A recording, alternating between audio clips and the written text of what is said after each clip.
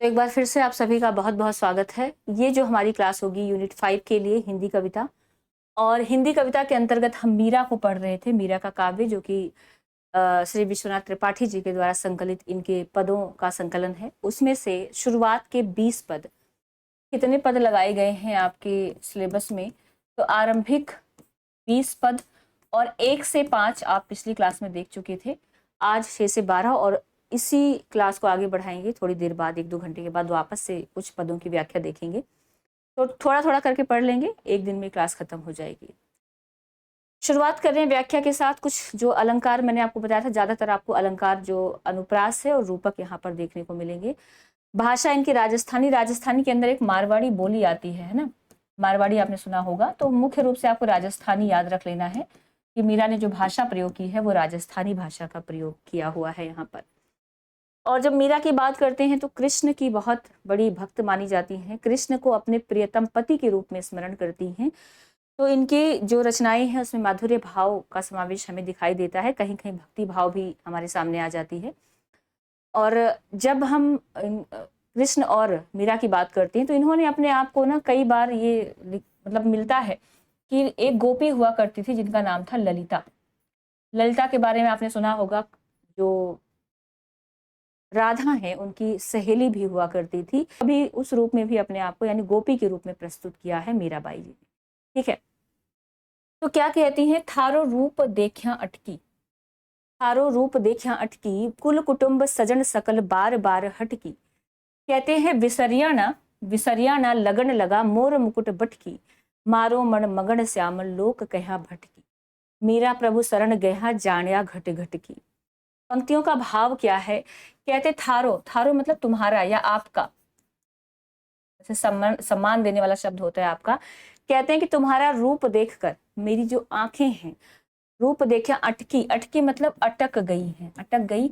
या आप कह सकते हैं कि जब से श्री कृष्ण के रूप को, उनके सौंदर्य को मेरी आंखों ने निहारा है, देखा है, तब से उनकी छवि हमारी नैनों में बस गई है और अब इन नैनों में कोई और नहीं आता। यानी नैन जो है वो अटक गई है, अर्थात छवि उसी के अंदर समा गई है। ठीक है। कुल कुटुंब सजन सकल बार बार हटकी। कहते हैं कि जो मेरे कुल हैं यानी परिवार, कुल कुटुंब मतलब पूरा परिवार, कुल मतलब वैसे परिवार होता है, कुटुंब मतलब स्वजन भाई बंधु होते हैं। यहाँ पर सजन शब्द का भी प्रयोग किया है, मतलब एक समानार्थी शब्दों का प्रयोग लगातार करती हुई दिखाई दी। सजन मतलब स्वजन, स्वजन का मतलब क्या? भाई बंधु, है ना, परिजन जिसको आप कह सकते हैं। तो कहते हैं कि मेरा जो पूरा परिवार है, मेरे नाते रिश्तेदार हैं या मेरे अपने हैं, मेरे भाई बंधु हैं, वो सभी, सकल मतलब क्या होता है? सभी, सभी मुझे बार बार यही कहते हैं कि हटकी, हटकी मतलब मैं हट गई हूँ, पथ भ्रष्ट हो गई हूँ। सभी मुझे क्या बार बार यही कहते हैं कि मैं अपने रास्ते से भटक गई हूँ, क्योंकि मेरी नैनों में छवि किसकी है? भगवान कृष्ण की छवि समा गई है। कहते हैं विसरिया ना लगन लगा, विसरिया मतलब भूलता नहीं, बिसरना, बिसरना मतलब भूलता नहीं, ना भूलना। विसरिया ना, ना मतलब ना। लगन लगी, मुझे कृष्ण से लगन लग गई है, अर्थात उनके प्रेम में मैं पूरी तरह से अपने आप को भूल चुकी हूं। अब मैं किसी और को याद नहीं रखती, मैंने अपने आप को पूरी तरह से समर्पित कर दिया है। और ये जो प्रेम की लगन लगी है, यानी प्रेम मैंने उनसे किया है, वो कभी छूटेगा नहीं, भूलेगा नहीं। अर्थात मैं उनके प्रेम से अपने आप को कभी मुक्त नहीं कर पाऊंगी। मोर मुकुट बटकी, कहते हैं जो मोर, सिर पर मोर का मुकुट लगाकर एक छवि हमारे सामने आती है कृष्ण की, उसमें पूरी तरह से मैं मोहित हो चुकी हूँ, मेरा मन उसी में रम गया है और अब उसको मैं बिसर नहीं सकती, अर्थात भूल नहीं सकती। मारो मन मगड़ श्याम लोक कहाँ भटकी। मारो मतलब क्या? कहती है मेरा तो मन जो है वो मगन श्याम, श्याम की प्रीत में ही रमा हुआ है। मगन मतलब मगन हो जाना या पूरी तरह से रम जाना। कहती है मेरा मन तो श्याम की, कृष्ण की प्रीत में ही रम गया है, लोक कहाँ भटकी। लेकिन जो संसार के लोग हैं ना, लोक मतलब क्या? लोग, लोग कहते हैं कि मैं भटकी हुई हूँ, यानी मार्ग से पथभ्रष्ट हो चुकी हूँ, जबकि वास्तविकता क्या है कि मेरा मन कृष्ण के प्रेम में लग गया है। मीरा प्रभु शरण गया जाण्या घट घट की। मीराबाई कहती हैं कि मैं तो उस प्रभु की शरण में, प्रभु कौन, कृष्ण की शरण में जाना चाहती हूँ। शरण मतलब शरण, गया मतलब जाना है, मुझे तो उस कृष्ण की शरण में ही जाना है, उसकी शरण में ही रहना है। जाना मतलब जाना है, गया मतलब जाना है, जाना घट घट की, जो घट घट की सुधि रखते हैं। घट घट मतलब जाने मतलब जानते हैं, ध्यान रखें। घट घट मतलब कण कण की, या घट घट की आप कह सकते हैं हृदय हृदय की, हर हृदय की बात को जानते हैं। तो पूरा भावार्थ क्या निकलता है कि मैं तो, मेरी आंखें उस सौंदर्य, रूप सौंदर्य को देखकर अटक गई हैं, अर्थात उनकी छवि बस गई है मेरे मन में। मेरे परिवार के लोग, मेरे संबंधी, मेरे स्वजन बार बार ये कहते हैं कि शायद मैं अपने रास्ते से कहीं भटक गई हूँ। बिसरिया न लगन लगे, एक बार जो लगन लग चुकी है उन मोर मुकुटधारी भगवान कृष्ण से, वो अब छूटेगी नहीं, यानी मैं उनको भूल नहीं पाऊंगी। मारो मन मकड़ श्याम, मेरा मन श्याम के प्रेम में मगन हो चुका है, उन्हीं में लीन हो चुका है, लेकिन लोगों को लगता है कि मैं रास्ते से भटकी हुई हूँ। मीराबाई कहती हैं कि मैं तो उन्हीं कृष्ण की शरण में जाना चाहती हूँ, उन्हीं कृष्ण की शरण में रहना चाहती हूँ, जिनको घट घट की खबर है, अर्थात प्रत्येक हृदय की खबर वो रखते हैं। तो ये जो पूरा भाव था, आपको लगन लग्या, यहाँ पर ध्यान दीजिएगा कौन सा अलंकार है, अनुप्रास, 6 का अनुप्रास अलंकार होगा। कुल कुटुंब में भी अनुप्रास अलंकार है, सजन सकल में भी अनुप्रास अलंकार है, बार बार में पुनरोक्ति प्रकाश अलंकार आपको मिल जाएगा। पुनरोक्ति प्रकाश अलंकार बहुत नहीं याद रखना है, जब दो ही वर्ण एक जैसे मीनिंग, मतलब कह सकते हैं एक ही अर्थ में रिपीट हो रहे, बार बार मतलब दोबारा दोबारा, है ना। तो मोर मुकुट बार बार आपको दिखाई दे रहा होगा, 6 का अनुप्रास अलंकार यहाँ पर नजर आ रहा है। मन, मारो मन मगन, यहाँ पर भी क्या है, अनुप्रास अलंकार। जाण्या घट घट की, घट घट में क्या है, पुनरुक्ति प्रकाश अलंकार है। तो अलंकार विशेष तौर पर याद रखेंगे भावार्थ के साथ। कुछ शब्दों के अर्थ हमेशा याद रखें, जैसे एक पंक्ति यहां से आपको दी गई है, कहते थारो रूप देखे अटकी, कुल कुटुंब सजन सकल बार बार हटकी। यहाँ पर सजन का क्या मतलब है, सजन का क्या अर्थ, सजन मतलब यहाँ पर जो कथन आएगा स्वजन, अर्थात अपने लोग जो हैं, परिवार के लोग जो हैं, ठीक है। दूसरी पंक्ति में कहते हैं निपट बंकट छब अटके, अटके, अटके नहीं अटके, मारे नैना निपट बंकट छब अटके, देख्या रूप मदन मोहन री पियत पियो खन मटके, वारिज भमा अलक मतवारी निर्णय रूप रस अटके, टेढ़्या कट टेढ़े करी मुरली टेढ़्या पाग लर लटके, मीरा प्रभु रे रूप लुभाणी गिरधर नागर नटके। इसमें कृष्ण के सौंदर्य का चित्रण कर रही है मीरा। किसका चित्रण है, कृष्ण के सौंदर्य का चित्रण किया गया है। और सौंदर्य कैसी है, तो ध्यान रखिए त्रिभंगी मुद्रा, कृष्ण की मुद्रा कैसी है। यहाँ पर इस सवाल से भी निकल जाता है एक प्रश्न कि इस पंक्ति में, मान लीजिए 2 पंक्तियां यहाँ पर दे दी गई और पूछा गया, ये 2 पंक्तियां दे दी गई और पूछा गया यहाँ पर कृष्ण की किस मुद्रा का चित्रण किया गया है। त्रिभंगी मुद्रा कहते हैं 3 भागों में बटी। जब कृष्ण बंसी बजाते हैं तो एक पैर पर खड़े होते हैं, कमर को थोड़ा सा बाहर निकालते हैं और इसको ऐसे करते हैं, यानी उनका जो पूरा स्वरूप होता है वो थोड़ा सा टेढ़ा नजर आता है। तो इसी टेढ़ेपन को क्या कहा गया है, त्रिभंगी मुद्रा कहा गया है, ठीक है। चलिए, तो मीराबाई कहती कि निपट बंकट छब अटके, बंकट का मतलब होता है क्या, तिरछी, त्रिभंगी जिसको आप कहते हैं,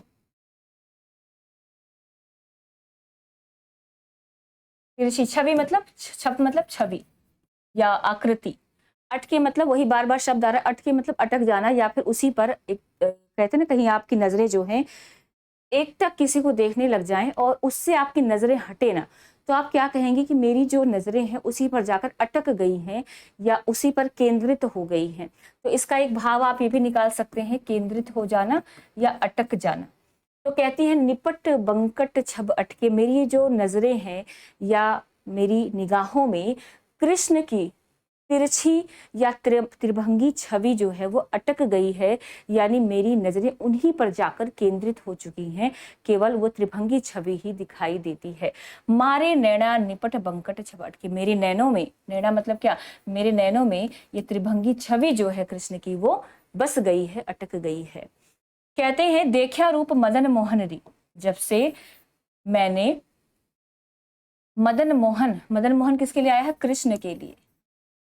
मदन वैसे प्रयोग करते हैं कामदेव के लिए, लेकिन चूंकि उनकी छवि कामदेव को भी पराजित करने वाली है, इसलिए इनको मदन मोहन भी कहा जाता है। यानी मदन के समान जो हैं, अर्थात कामदेव के से युक्त हैं। इनको देखकर हर कोई अपनी तरफ, उनकी तरफ आकर्षित हो जाता है। तो कहते हैं कि जब से मैंने मदन मोहन का रूप देखा है, उनका सौंदर्य देखा है, ऐसे लगता है कि जो मेरे नेत्र हैं उस सौंदर्य को देखकर जैसे पियत मतलब पी लिया हो। पियूक, पियूक शब्द जो है पीयूष से बना हुआ है, ध्यान रखें। पीयूखन मतलब पीयूष, अर्थात अमृत का पान कर लिया हो और वो चंचल, मटकी मतलब मटकने लगी हैं, अर्थात चंचल हो गई हैं। तो मेरी नजरों ने, मेरे नेत्रों ने जब से कृष्ण के मदन मोहन रूप का, उनके सौंदर्य का दर्शन किया है, तब से ऐसा प्रतीत होता है या उनको देखकर ऐसा लगता है जैसे नजरों ने अमृत का पान कर लिया हो और वो अमृत पान करके चंचल हो गई हैं, अर्थात उनमें चपलता आ गई है। कहते हैं बारिज भवा अलक मतवारी। भवा मतलब भौहें। अब यहाँ पर कृष्ण के सौंदर्य का चित्रण करते हुए मीराबाई कहती हैं वारिज, वारी में जन्म लेने वाला, अर्थात कौन? कमल। कहते हैं उनकी कमल के समान जो भवें हैं, कमल रूपी भवें, अलक मतवारी, और उनकी मतवारी अलके। अलके क्या है? अलक का मतलब होता है, ध्यान रखें, आपने कभी देखा होगा जो लट होती हैं, केश होते हैं, वो कई बार बाहर निकल रहे होते हैं, तो इनको लट कह सकते हैं या केश कह सकते हैं। उनके मतवारे यानी मन को हर लेने वाले, मन को मोहित कर देने वाले केश, नैणे रूप, इनके केश को देखकर मेरी जो नेत्र है, नैणे मतलब नेत्र, नेत्रों ने ऐसे स्वरूप का रसपान कर लिया है, अर्थात उनके इस सौंदर्य के रस को पी लिया है और अब उसी छवि में जो है वो अटक कर रह गई हैं। तो उनकी बारिज भवा यानी कमल रूपी नेत्र और मतवारे केशों का पान मेरे नेत्रों ने कर लिया है और उसी छवि पर वो अटकी हुई हैं। टेढ़िया कट टेढ़ी करी मुद्रा, इसमें ध्यान रखें त्रिभंगी मुद्रा की बात की गई है। उनकी कमर कैसी है? टेढ़ी। छवि कैसी बताई है? ध्यान रखें, नेत्रों ने जिस रस का पान किया है वो छवि कैसी है। कहती है टेढ़े कटकट मतलब कमर। उनकी कमर, जब वो बंसी बजाते हैं, बंसी बजाने की मुद्रा में आते हैं, मैंने आपको मुद्रा बताई कैसी है, तो कहते हैं उनकी कमर टेढ़ी है। टेढ़े करी मुरली, और हाथों को टेढ़ा करके, करी मतलब हाथ, हाथी नहीं भाई, हाथ, क्या कर रहे हो आप लोग? तो हाथ जो है टेढ़ा करके, हाथ में मुरली को पकड़ रखा है, तो टेढ़ी कमर और टेढ़े हाथों से पकड़ी हुई मुरली, टेढ़ा पाग, पाग मतलब पगड़ी, उनकी पगड़ी भी टेढ़ी हो गई है और उनके जो वस्त्र हैं, या कह सकते हैं वस्त्रों में जो लर यानी लड़ियां लगी हुई हैं, वो लटक रही है। छवि कैसी है? उन्होंने टेढ़ी कमर कर रखी है, हाथों को टेढ़ा करके मुरली पकड़ रखी है, उनकी पाग यानी पगड़ी भी टेढ़ी है और टेढ़ी मुद्रा में जो उनके वस्त्रों पर लड़ियां लटकी हुई है ना, अब वो थोड़ा अलग होकर लटकने लगी हैं। तो कुछ इस प्रकार की छवि उनके मन में बस गई है।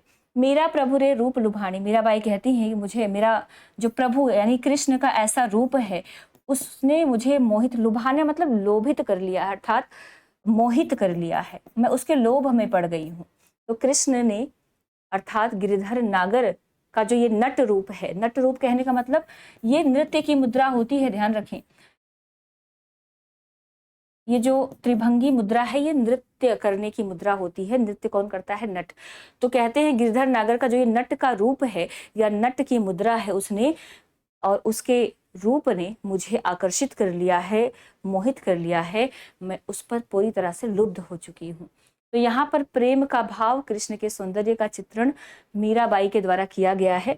वारिस का मतलब ध्यान रखिए, वारिस का मतलब क्या होता है? वारी में जन्म लेने वाला, अर्थात कमल, कमल रूपी नेत्र हैं। तो यहाँ पर क्या होगा? उपमा अलंकार आपको मिल जाएगा, सॉरी रूपक अलंकार आपको मिल जाएगा। ठीक,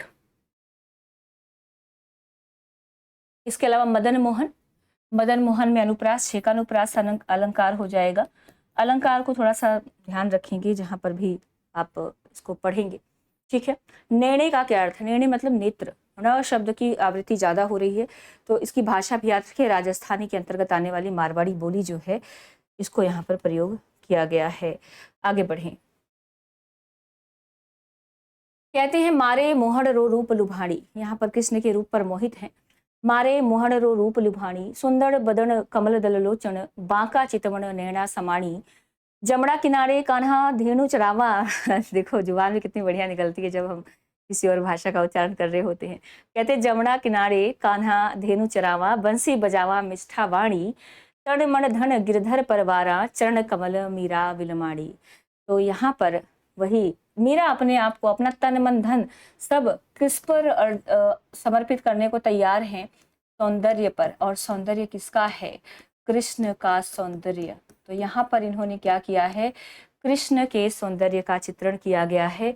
ये जो पंक्ति है ना, ये राग गुजरी में लिखी गई है। कुछ पंक्तियों की आप याद रख लें। वैसे जो त्रिपाठी जी की पुस्तक है उसके अंदर ये मेंशन नहीं किया इन्होंने कि कौन सा राग चल रहा है, हालांकि अलग जो संकलन करता है उनकी पुस्तकों में मिल जाता है। तो राग गुजरी में लिखा गया। कहते हैं मारे मोहन रो रूप लुभाड़ी।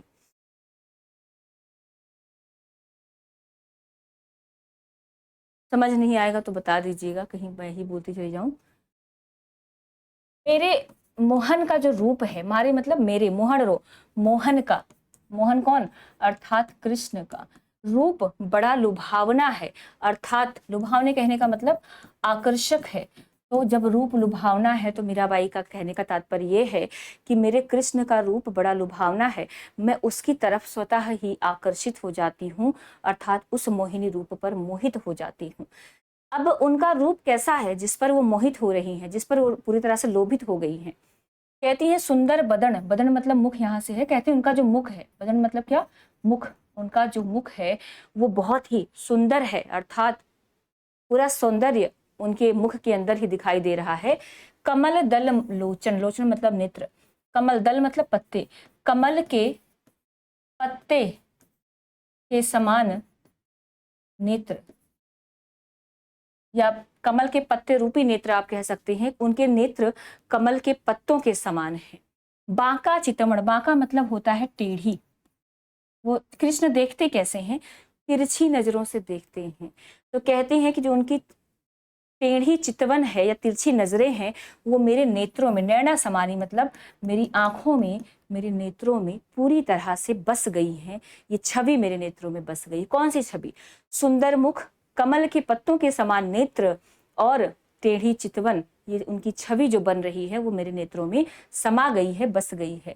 जमुना किनारे कान्हा धेनु चरावा, और कृष्ण क्या करते हैं?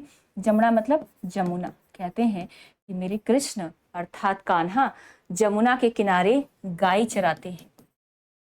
छवि उनको कहाँ दिखाई दे रही? जमुना के किनारे गाय चराते हुए। बंसी बजावा मिष्ठा वाणी, और गाय चराते हुए वो बांसुरी बजाते हैं। उस बांसुरी से बहुत ही मिष्ठा मतलब मीठी ध्वनि, या आप कह सकते हैं मीठा संगीत निकलता है, जो सबको अपने आप में सम्मोहित कर लेता है, मोहित कर लेता है। आगे मीराबाई कहती तनमन धन गिरधर परवारा, मेरा तो ऐसे सौंदर्य या ऐसे सुंदर गिरिधर अर्थात कृष्ण पर, मेरे तो तन मन धन, तन मन धन मतलब मेरा तन मन और धन सब कुछ कृष्ण पर न्यौछावर है। यानी वार दिया, वारना मतलब न्यौछावर कर देना।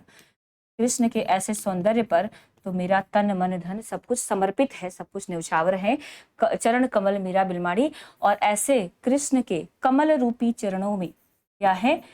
कमल रूपी चरणों में मीरा अपने आप को विलीन कर देने को तैयार है। बिलवाणी मतलब विलीन कर देना। तो मीराबाई कहने का भाव ये है कि ऐसे कृष्ण के सौंदर्य पर मैं अपना तन मन धन सब कुछ न्यौछावर करने को तैयार हूँ, और उनके चरण रूपी कमलों में अपने आप को पूरी तरह से विलीन कर देना चाहती हूँ, पूरी तरह से समर्पित कर देना चाहती हूँ। तो यहाँ पर ध्यान रखिए, चरण कमल, चरण रूपी कमल में कौन सा अलंकार होगा? रूपक अलंकार आपको नजर आ जाएगा। ठीक है, इसके अलावा कमल दल लोचन, यहाँ पर कमल रूपक नहीं होगा, कमल के समान पत्तों वाला हो जाएगा, या कमल के जैसा है। ठीक है, मारे मोहन, यहाँ पर अनुप्रास अलंकार आपको मिल जाएगा, तो अनुप्रास भी याद रख सकते हैं। गिरधर शब्द में कौन सा समास है? ये भी आप गिर को धारण करने वाले अर्थात कृष्ण के संदर्भ में आपको इनको याद रख लेना है। आगे बढ़िएगा, अगली पंक्ति 9 नंबर का जो हमारा छंद है। कहते हैं सावरा नंद नंदन दीठ पड़या माई, सावरा नंद नंदन दीठ पड़या माई, डारिया सब लोक लाज सुध बुध बिसराई, मोर चंद्रमा किरीट मुकुट छवि सुहाई। केसर रे तिलक भाल लोचन सुखदाई, कुंडल झलका कपोल अलका लहराई। मीणा तज सरवर ज्यों मकर मिलन आई, मकर मिलन धाई। नटवर प्रभु बेश धर्या, रूप जग लुभाई। गिरधर प्रभु अंग अंग मीरा बलि जाई। तो यहाँ पर भी क्या है, कृष्ण के सौंदर्य का चित्रण किया गया है। कृष्ण के सौंदर्य का चित्रण है। और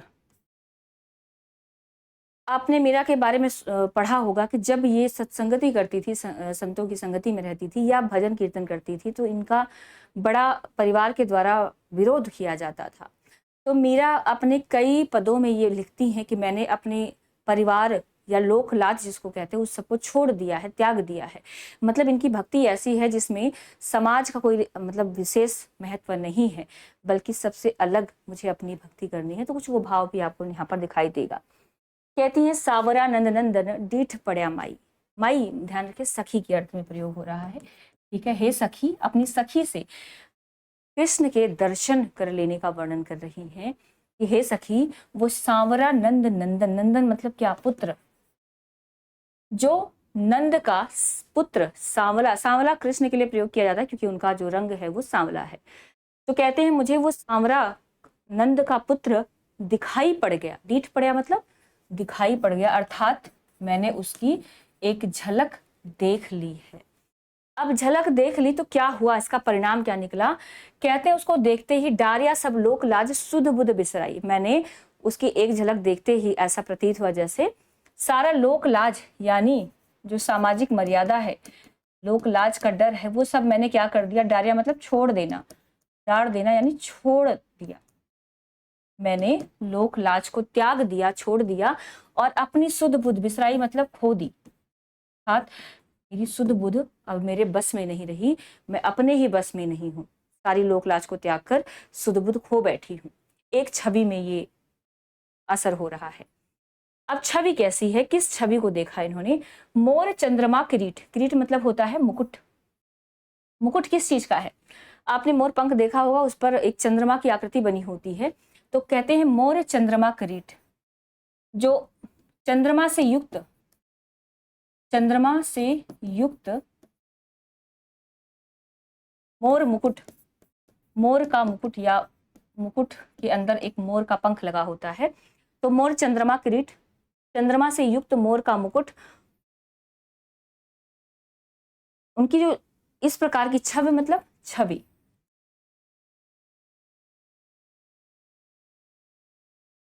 सोहाई मतलब सुशोभित हो रही थी, शोभायमान हो रही थी। यानी जब एक झलक मैंने उनको देखा तो उनके मुकुट पर चंद्र वाला मोर पंख लगा हुआ था और ये छवि बहुत ही ज्यादा सुशोभित हो रही थी, शोभायमान हो रही थी। ठीक है। केसर रे तिलक भाल, कहते हैं कि केसर उनके माथे पर, भाल मतलब क्या, माथा, उनके माथे पर, री मतलब का, ठीक है, केसर का तिलक लगा हुआ था। लोचन सुखदाई, उसको देखकर मेरे नेत्रों को बड़ा आराम मिला, सुख मिला। यानी उसको, उस छवि को देखकर नेत्र जो है सुख का अनुभव करने लगे। कुंडल झलका कपोल अलका लहराई। कुंडल, कपोल मतलब गालों पर, गालों पर कुंडल झलक रहा था, यानी बड़े बड़े कुंडल उन्होंने धारण कर रखे थे जो उनके गालों पर रह रहे कर आ रहे थे, और उसकी झलक बड़ी ही मनमोहक थी, या कह सकते हैं उसकी झलक आकर्षित करने वाली थी।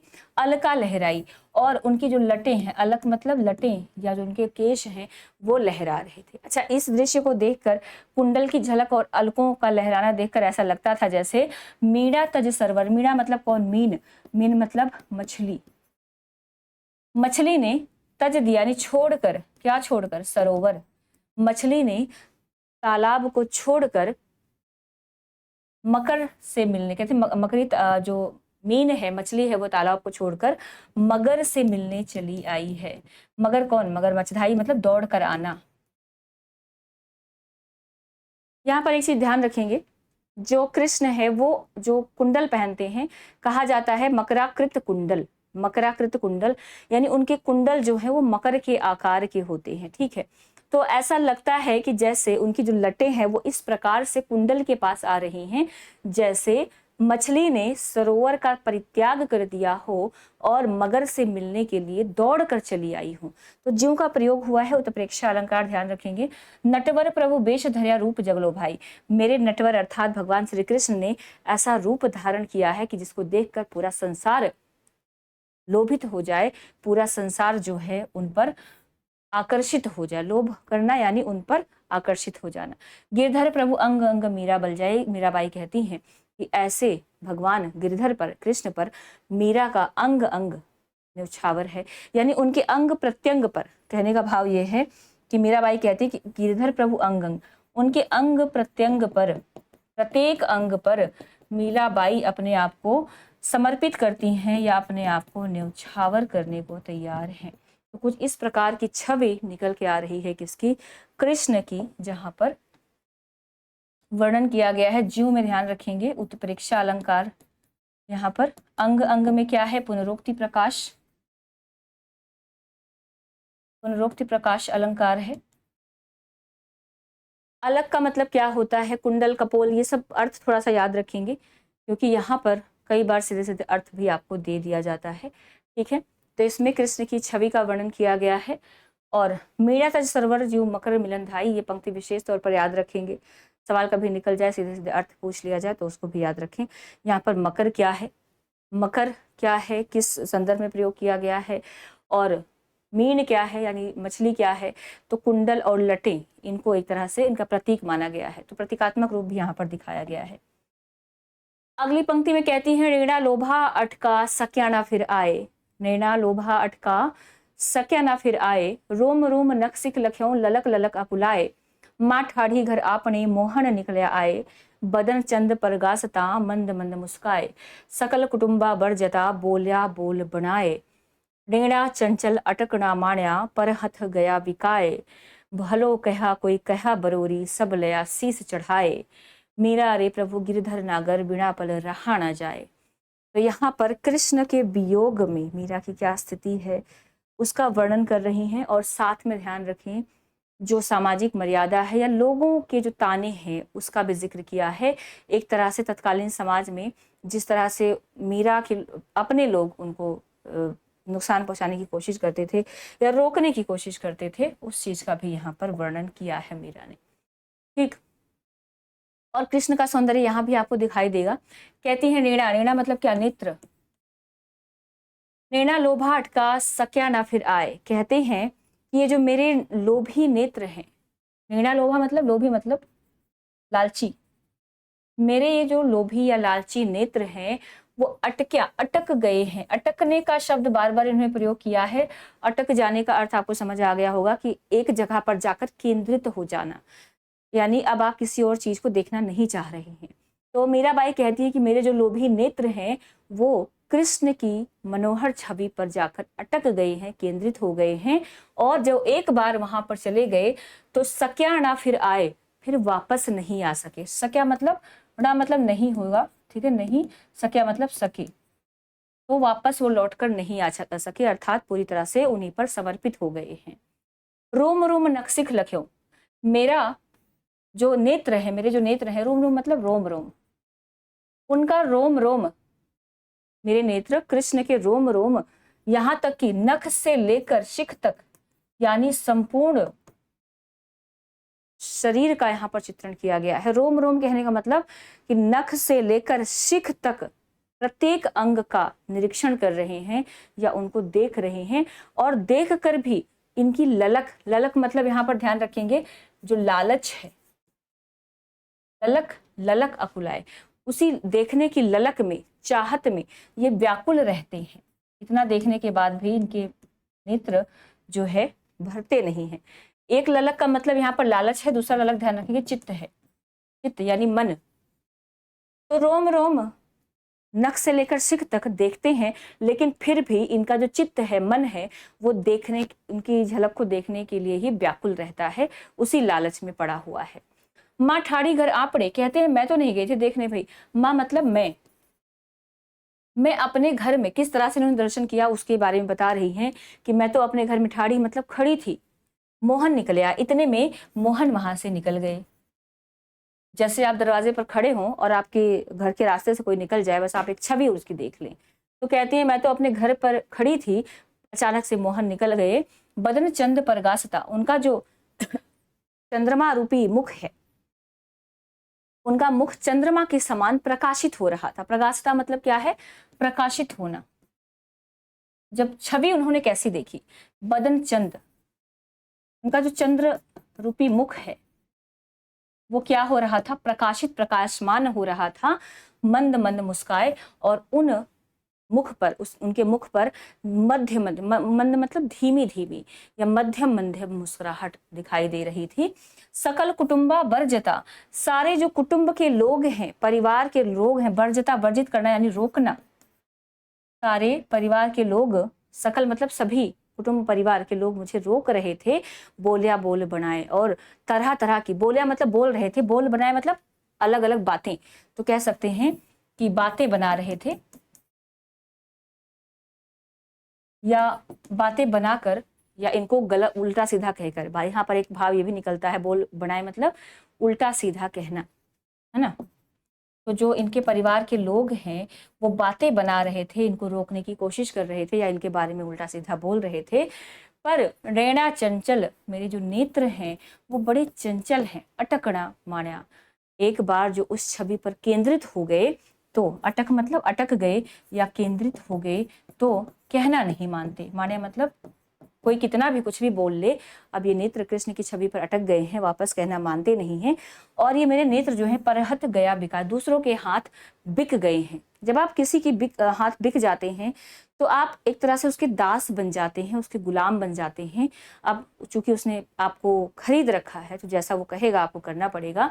तो मीराबाई कहती है अब कुछ भी मेरे बस में नहीं है, कोई कितना भी बोल दे, ताने मार ले, मेरा मन जो है वो परहत गया बिकाए, दूसरों के हाथ बिक गया है। परहत मतलब दूसरों के हाथ। अब यहाँ पर दूसरा कौन है? दूसरों के हाथ बिक गया अर्थात कृष्ण का हो गया है। कृष्ण के हाथ मैंने अपने मन को बेच दिया है। भलो कहा कोई कहो बरोरी, कहते कोई चाहे भला कहे, अब तो स्थिति ऐसी है चाहे भला कहो, बरोरी मतलब चाहे बुरा कहो। सब लया शीश चढ़ाए, कुछ कोई कुछ भी बोले, सब कुछ सिर माथे पर है, अर्थात सब कुछ अब स्वीकार है। अगर एक बार मैंने कृष्ण को समर्पित कर दिया तो अब कोई चाहे अच्छा कहे चाहे बुरा करे, सब कुछ शीश पर चढ़ा लूंगी, अर्थात सब बातों को मैं स्वीकार कर लूंगी, सबकी सुन लूंगी। मीरा रे प्रभु गिरधर नागर बिना पल रहा जाए, लेकिन मीराबाई कहती हैं कि कुछ भी हो जाए लेकिन गिरधर नागर के बिना अर्थात भगवान कृष्ण के बिना अब तो एक पल भी रहा नहीं जाता। कोई कुछ भी करे, रहना तो मुझे कृष्ण के साथ ही है, क्योंकि उनके बिना एक पल भी रहना मुश्किल हो रहा है। तो ये मंद मंद में क्या है? पुनरुक्ति प्रकाश अलंकार, ध्यान रखेंगे यहाँ पर। पुनरुक्ति प्रकाश अलंकार और बदन चंदन परागसा, बदन चंदन यानी बदन चंद है, चंद्रमा रूपी मुख, रूपक अलंकार होगा। ठीक। रोम रोम में फिर से पुनरुक्ति है, का मतलब होता है रोम रोम। ललक, ललक में भी पुनरुक्ति, यहाँ पर उपमा भी होगा, ध्यान रखें, क्योंकि एक ललक का मतलब चित्त है, दूसरी ललक का मतलब लालच है। तो यहाँ पर क्या होगा? उपमा हो जाएगा। उनका जो मन है वो व्याकुल होकर लालच में पड़ा हुआ है, देखने की लालच में है। ठीक, आगे बढ़िए। अगली जो हमारी पंक्ति है 11 नंबर की, कहती है आली री मारे नैना बाण पड़ी, चित्त चढ़ी मारे माधुरी मूरत, हिवड़ा अड़ी गड़ी, कबरी ठाड़ी पंथ निहारो, अपने भवन खड़ी, अटक्या प्राण सांवरो प्यारो, जीवन मूर जड़ी, मीरा गिरधर हाथ बिकाड़ी, लोग कहा बिगड़ी। मीरा कृष्ण के हाथों बिक गई हैं, लोग कहते हैं मीरा बिगड़ गई है। तो यहाँ पर जो लोगों के ताने हैं ना, उसका भी यहाँ पर प्रयोग किया है मीरा ने, उसको भी जाहिर करने की कोशिश की है। कहती आली री, आली मतलब हे सखी, यहाँ पर सखी को संबोधित करते हुए कहती है कि हे सखी, मारे नैना बाण पड़ी, मेरे नेत्रों में बाण चुभ गई। बाण मतलब क्या? धनुष से निकला हुआ तीर, बाण मतलब तीर। तो मेरे, मारे मतलब मेरे नेत्रों में तीर, पड़ी मतलब चुभ जाना, मेरे नेत्रों में तीर चुभ गई है। अच्छा, ये तीर किस चीज की है? कृष्ण की छवि की है, ध्यान रखेंगे। भाव क्या है कि कृष्ण की जो छवि है ना वो मेरे हृदय में बस गई है, अर्थात ऐसा लगता है जैसे मेरे नेत्रों में बाण गड़ गए हों, इतना दुख या पीड़ा हो रहा है। ठीक है, कहते हैं चित्त पड़ी मारे माधुरी मूरत मेरे मन पर। चित्त मतलब क्या? हृदय, मन पर। मेरे मन में कृष्ण की जो माधुरी यानी उनकी जो मूर्ति है, छवि है, सुंदर, माधुरी मतलब क्या? सुंदर या सौंदर्य से युक्त कृष्ण की जो सुंदर छवि है वो मेरे मन में चढ़ गई है। चढ़ जाना मतलब पूरी तरह से छा जाना। जब आप कहते हैं ना मन पर कोई एक ही छाया हुआ है, यानी पूरी तरह से हावी हो गया है आपके मन पर। हिवड़ा अड़ी गड़ी, और वो छवि जो है मेरे हिवड़ा मतलब हृदय में, मेरे हृदय में आकर गड़ गई है। गड़ गई, देखो कृष्ण की छवि कैसी है, ध्यान रखेंगे। जब हम कृष्ण की बात करते हैं तो ज्यादातर त्रिभंगी मुद्रा की बात करते हैं, तो कहते हैं वो जो छवि है वो मेरे नेत्रों में किसी बाण की तरह पड़ी और मेरे हृदय में आकर सीधा गड़ गई है, और ऐसी गड़ी है कि अब वो निकल नहीं सकती। अड़ी गड़ी का मतलब आड़ी टेढ़ी वो आकर बस गई है मेरे मन में। ठीक है, कुछ टेढ़ा मेढ़ा बस जाए तो निकालना मुश्किल हो जाता है। कहते हैं कबरी ठाड़ी पंथ निहारो, कब से खड़ी होकर मैं पंथ यानी रास्ता देख रही हूँ।